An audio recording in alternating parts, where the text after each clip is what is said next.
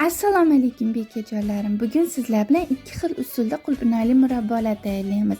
Avvaliga qulupnaylarimizni tuzli suvda yaxshilab chayqab olamiz. So'ng 1 usuli, ya'ni 1 kilo qulupnayga 1 kilo shakar solib, suvi chiqishini kutib turamiz. Ungacha sodada bankalarimizni yaxshilab yuvib olamiz.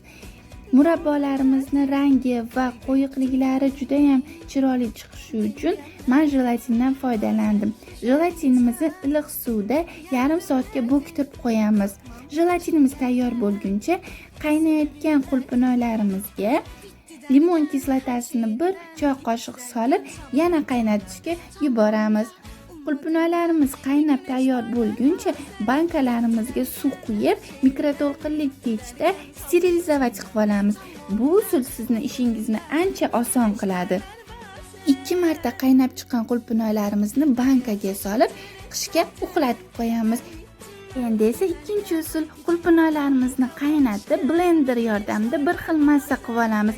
Yana bir marta qaynatib, bankalarimizga qo'yib, ularni ham qishga olib qo'yamiz. Izohlarda yozib keting, qaysi usul sizga yoqdi. Aytgancha like bosish esingizdan chiqmasin. Rahmat.